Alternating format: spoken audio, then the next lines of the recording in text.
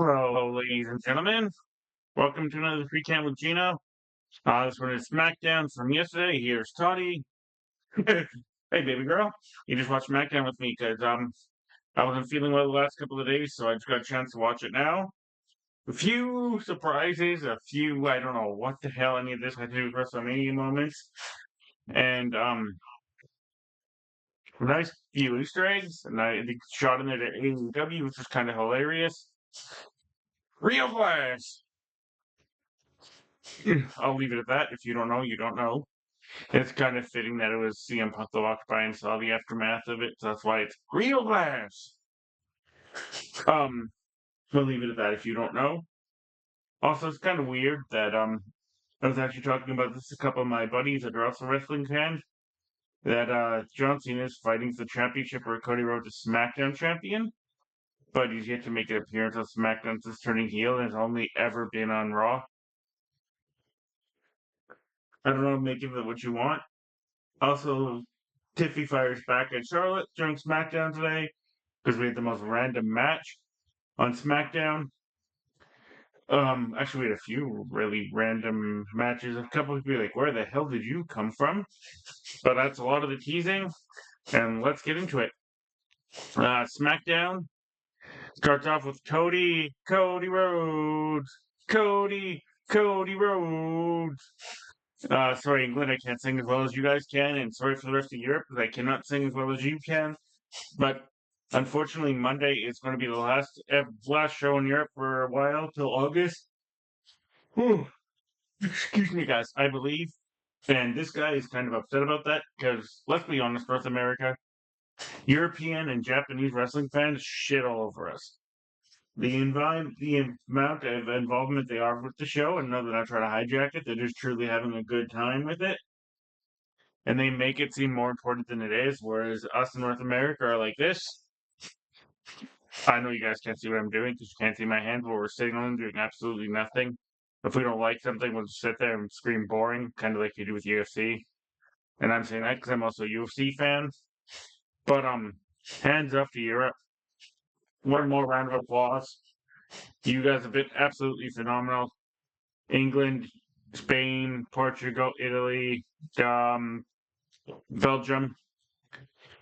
All you guys that have had the live shows on Netflix, absolutely incredible. Crowds have been fire. The shows have been awesome. You can tell it means something to performers. Every single week, Randy Orton comes out, he gets his theme song sang to him, and you can tell every single week it means more and more to him.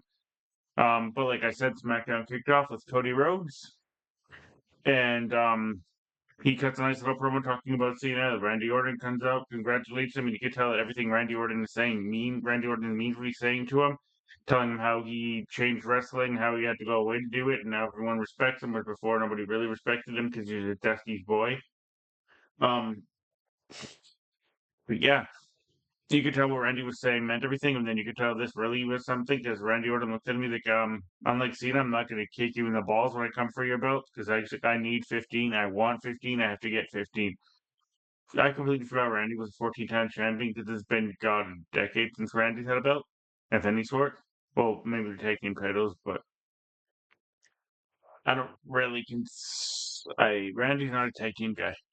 Does that make sense? Even though he had rated RKO, Randy's and Evolution, but Randy's never been the tag team guy. He's always been the single star. And to be honest with you, I can't wait to see Randy versus Cena again because we all know Cena's winning at Mania, right, Tots? She agrees with me. That's why she walked away.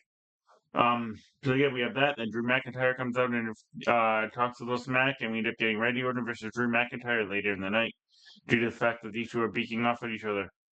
Following that, we have our first match of the night, which is the Street Profits. Sorry, guys. The Street Profits versus Pretty Deadly. This match only goes about 7 minutes ish for a tag team title match, and it's in the Pretty Deadly's hometown. Um, I think it was so short because I think Randy and Cody went a little long with Drew there. So unfortunately, you had to cut time on certain things. And of course, the Profits were going to win this the whole time. They were not losing. Here's my only problem with SmackDown this week. A lot of it was very, very predictable. The Profits were never going to lose on their first title defense. I think we're gonna have like a 5 or 6 way match at WrestleMania for the ladder match for these titles with the Profits, Legado, Fantasma, Murder City Machine Guns. Try to say that 3 times fast. DIY, the Profits, and Pretty Deadly. That's my prediction for the SmackDown titles. At least we're gonna have a 4 or 5 way team match for the titles at a ladder match or TLC of some sort. My personal prediction. I don't know if it's true or not. We haven't fully confirmed a lot of what's happening at WrestleMania, and we're like what 2-ish and a half weeks away. We do know that there's going to be one match for sure at Mania, and that's Charlotte and Tiffy on SmackDown. Still no idea if they're doing either one of the United States Championship matches, and things got a little weirder because out of nowhere after like what a year and a half, Katana Chance and Kaden Carter were back on SmackDown, just randomly there backstage talking to Lena Vega.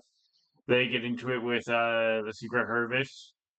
Everyone's like, hey, they're always on the European shows, but they haven't been on a European show till this week. Um, okay. I guess they need somebody to get their Secret Service kicked off in their tag team chase, because sooner or later those two are probably going to get the tag team titles. Because I think Chelsea's cabinet should have everything, because Chelsea is on the run of a lifetime right now. The crowd absolutely loves her. Sorry, not trying to show this off, they're just tangled up. But due to the backstage argument, we get Chelsea's Secret Service versus Katana Chance and Katie Carter, the former tag team champions. Actually, everyone in this match is a former tag team champion. If they're just gonna put, here's my beef with this, and it's like I said, it makes no sense because two of these wrestlers have not been seen in God like a year. I thought they were fired, to be honest, or gone back to NXT or an Evolve or who knows what. Speed, not the drug, the TV show that you can only watch on Netflix. Speed. So either or not Netflix, Twitter, X, whatever the hell you want to call it. Um, but yeah, this match made absolutely no sense. It does nothing to help the feud with Chelsea Green and Zelina Vega because Carter and Chance get destroyed in around 2.5, 3 minutes ish. They get to hit their keg stand, and then Piper Niven just pins Kaden Carter with the Piper driver. Then they get beat down after the match, and Zelina Vega tries to make a save, and Zelina Vega gets destroyed. So how's she an actual challenge when she lost to Piper Niven and then gets destroyed by all 3 people? She's not a threat. I'm sorry, I know they're trying to make her a threat, but it doesn't work. And the fact that she's like 3'2", and they're trying to play on the fact that she's tiny doesn't really matter either. But it just there's no viable threat with Kaden. I mean, sorry, with Zelina Vega. My theory here, well, there's not even enough challenges because we'll talk about it a little bit later on. Following that, we had another weird backstage segment, and then it was The Miz and The Miz and Jacob Fatu, which we would later find out a main eventing SmackDown this week. And no offense to The Miz, and I know he's done a lot in his career, he's not a main eventer anymore at this point. Better talk than he's wrestler now. But yeah, we get that as our main event for SmackDown. Excuse me, guys. So, London, how do you like that for your last show for a year? Your main event is Jey Uso, sorry, Big Jim, and The Miz. And weird reason, Carmelo Hayes is still with The Miz. Though Carmelo Hayes, in my opinion, doesn't need anybody. I think Carmelo Hayes should be back in NXT still. He just isn't over on the main roster. I know he's main roster ready, and I know he should be on the main roster. Just I don't think he's ready. If that makes sense. I don't think the crowd's ready for him either. Also, before we get any further, something very cool announced for the Hall of Fame. For the first time ever, they're doing a moment, kind of like how UFC enshrines matches. The Hall of Fame is enshrining the very first match, and we're going to have the very first ever 3-time Hall of Famer. Bret Hart is going into the Hall of Fame for the 3rd time, and this is going to be for a match. And this match is going to be on a list I'm going to make later during the week or the month. For one of the greatest matches I've personally ever seen, and something that was very hard to do at the time, and they pulled it off seamlessly and perfectly. They did the double switch, where Bret went from face to heel, and Stone Cold went from heel to face. And as one of the most iconic, if not the most iconic picture in the history of wrestling, that was Stone Cold screaming in pain with blood pouring down his face while he's in the sharpshooter. In an I Quit match. submission match, what do you want to call it? When it also had the debut of Ken Shamrock in this match. But it is arguably one of the greatest matches by arguably two of the greatest professional wrestlers I've ever seen in my life. And no arguably about this, the greatest storyteller in the history of wrestling, Bret Hart and Stone Cold Steve Austin. And so for Stone Cold, it's Hall of Fame induction number 2. And for Bret Hart, well, to start for Hall of Fame induction number 3, sadly, one of them is with the Hart Foundation. Jim can't be here to celebrate. But Bret is arguably the greatest. I know there's Ric Flair fuckers and there's Hulk Hogan. Oh yeah, it's Hulk Hogan drum we'll talk about later on. He just shows even what a bigger piece of shit this dude is. So there's that. And then we had a weird backstage interview again with Michin and BFAB. I guess BFAB and Michin are tag team now. I don't know. They're talking shit about Naomi and other fans of Bianca because randomly, once again, another thing that makes no sense. A former SmackDown competitor is now completely on Raw chasing the Raw title and is completely dragged away from the storyline which she was a part of for the better part of a year. Bianca Belair is nothing to do with this, apparently not even mentioned. But currently Jade Cargill's new friend she found instantly is Mia Yimmy, aka Michin, whatever you want to call her, BFAB. They go out, they tell her they're supporting her and she's there for her, and that Bianca Belair, Naomi is a coward for doing what she did. And, well, apparently Michin is going to be facing Charlotte Flair tonight. Where the hell that came from? Like I said, this SmackDown's all over the place. Not one match had anything to really well outside of Randy Orton and Drew McIntyre really had any implications on Mania. In my personal opinion, this was not the best SmackDown. It was kind of all over the place. It bounced late Easter eggs, but also bounced, if that makes sense. Um, yeah, so we had that segment, and right after that, we had Naomi cutting probably the best promo I've heard Naomi cut in a long time, talking about how every time she was with somebody, they cheered her, and then the minute she tries to do something on her own, people just boo her and don't want anything to do with her, and they don't understand why she did what she did. But she had to do what she did for Bianca, because Jade just came in and was riding everyone's coattails, and Bianca doesn't respect that or understand it, and Bianca can go to hell. Just absolutely brilliant storytelling. Naomi's a really good heel. I can't wait for her to see how this heel run goes. I wouldn't be mad if they put the SmackDown title on Naomi, to be honest with you, or give her the United States Championship. I think she'd be a great champion of either one of those. But I don't want the belt taken off Chelsea unless Chelsea's going after the main belt, and I don't think Chelsea is capable of going after the main belt, if that makes sense. Whereas, once Lyra gets the main belt, gets that belt taken off her, she's gonna go after the main belt. She's gonna be women's champion at some point. Lyra is a very underrated, very talented wrestler. But that's for another day, another time. Also, technical difficulties with my video from Raw on Monday, but it will be coming up soon.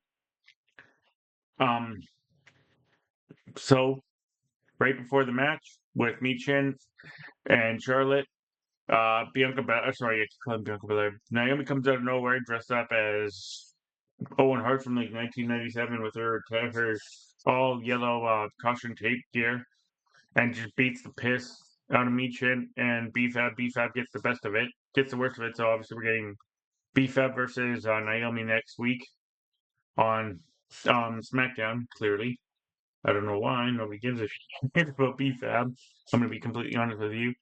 And also, Michin is rocking some new shorts that broke the internet. If you haven't seen them, go take a look. Maybe people enjoy her long back attack now that she's wearing these.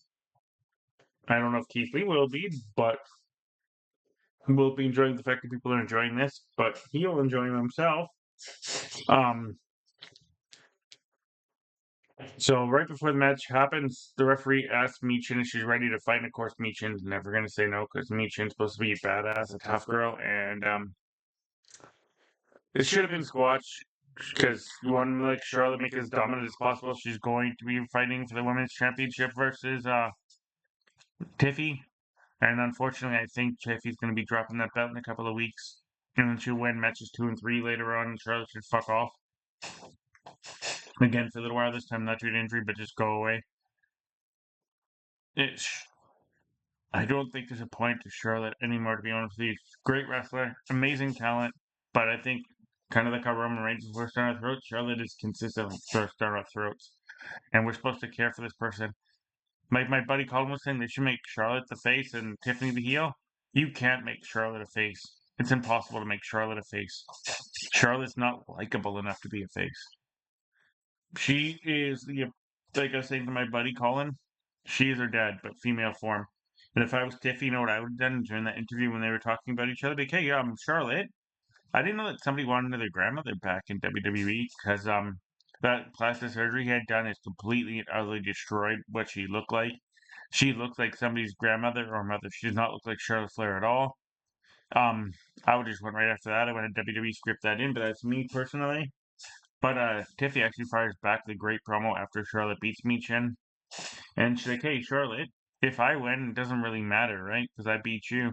But if you lose to me, that kind of means something, doesn't it? 'Cause you lost to nobody that nobody cares about and it's just a rookie. Some lines or something like that. But it was a very good promo, much better than what they were able to do with their last week. Because last week they made her look like a complete and utter idiot. Because Charlotte doesn't allow anyone to speak, and you're not allowed to speak over the Queen. Um, Great match though, or not a great match. Sorry. Like I said, this SmackDown was just randomly all over the place. Like for some reason, we had Big Jim versus The Miz, and The Miz has not wrestled a match in a couple of weeks. I mean, the last time you saw The Miz, he got interrupted by a brawl between Charlotte and Tiffy, and before that, Carmelo Hayes wasn't even on this North American, I mean this European show, and then he's randomly backstage, and SmackDown just seemed like it was all over the place this week. If that makes sense. And then we got a bit of a shock for the main event, which we'll talk about when we get to it. But we had a decent match between Drew and Randy, where of course Kevin Owens gets involved, and like every other wrestler in history, Randy Orton gets distracted by an opponent coming down to ringside, turns around, gets Claymore kicked, and Drew McIntyre beats Randy Orton. I guess you could say clean in the middle of the ring because there was actually no interference, but there was interference. Um, and then then Kevin Owens tries to pile drive Randy Orton through the table. Randy Orton gets out of it, tries to punt Kevin Owens, and Kevin Owens takes off like a coward. But it was absolutely brilliant storytelling. And I can't wait till Mania when Randy Orton's clearly going to kick Kevin Owens' head off because Kevin Owens is going to be given some time off now. That's my personal theory, and then Randy Orton's going after the belt. Um, then we had a match I thought should have been a squash for Jey Uso, or not a squash, but give the Miz a little bit of offense, but not most of the offense. Solely because Jey is going to be challenging, Gunther on Monday, so you want Jey to seem somewhat credible fighting Gunther instead of Gunther just destroying the feud and having more fire burned onto Jimmy to get revenge for him and his brother. Sorry, Jimmy is fighting Gunther on Monday and Jay's fighting Mania. I messed that up. A long week, like I said, guys. But Miz carries most of this match, and I think Big Jim might be the better wrestler of the two, and Jay the better storyteller. Decent match. Nothing to really write home about. Jay wins, of course, with the super kick and the spear. I mean, the super kick and the splash. You beat the Miz, so what? In my personal opinion, right? I know a lot of people think the same thing about it. It's just the Miz. I know it means something, but it doesn't mean something, if that makes sense. Um, and then we had our main event segment, which is the contract signing, and Roman Reigns was on fire with the comments he made. If you guys haven't seen them, go check it out. And also, Seth Rollins has a sick throwback to how the Shield came here 10 years ago in a helicopter, put the Undertaker through a table, and they're going to rebuild this place in their image. And then Roman Reigns says, "We? You mean I?" And then Seth Rollins, "Yeah, you. It's all about you. You let the snake back in the garden." It's a really good main event segment. Probably one of the best contract signings I've seen. We find out that actually main event Jey Uso and Gunther unfortunately will not be main eventing WrestleMania either day because day one of WrestleMania will not be main evented by CM Punk, Roman Reigns, and Seth Rollins. If you can see that coming, you're blind. Jey Uso is not a main eventer. Not in WrestleMania, at least. Any other pay per view? Yes. WrestleMania? No. I don't think he's winning the belt, to be honest with you. I think Gunther's going to win and have 3-0 on Jay, and that'll be the end of that forever. Hope to God. Gunther deserves better. Um, Not that I don't like Jay. I love the Usos as a tag team. I don't think Jay is capable of carrying a singles championship. And clearly WWE felt the same way because they took the Intercontinental title off him after 2 weeks and never, ever, ever revisited giving Jay a rematch. If you guys did not notice that, I don't know why, if you live under a rock or whatnot. But yeah, they're. I'm not trying to be a hater. I like the Usos. I've been an Usos fan for over 10 fucking years. As a matter of fact, one of my favorite matches ever is the Usos and the New Day in Elimination Chamber, or not a Hell in a Cell. Go check it out. It's absolutely incredible. 2-on-3, great match. Um, and then we find out why, but it's not the favor because Roman Reigns makes fun of him, and CM Punk's like, "That's not the favor." SmackDown just cuts to black. We'll find out the favor in a few weeks. My theory still is it's not going to be Paul Heyman going with CM Punk. And my buddy Colin thinks that Braun Breaker's the guy's going to be going with Paul Heyman after Mania. It's CM, and I know it doesn't need to happen, but it makes sense for it to happen because he's taken almost everything from Roman to try to. Seth Rollins is going to be the new Paul Heyman guy. My personal opinion, I know I've seen a lot of people on the internet say that as well. It just makes perfect sense to keep this story going forever and ever. And like I said, SmackDown was like riding a wave. I guess you could say it went this way, that way, up, down, and went stale for a little bit. There's a lot of random things that happen on SmackDown, which is kind of something you don't want to have happen this close to WrestleMania when you're 2 weeks away. You're inserting new weird things. Also, forgot to mention Ray Phoenix debuts next week, and they had another tease for Aleister Black, who's coming back after Mania.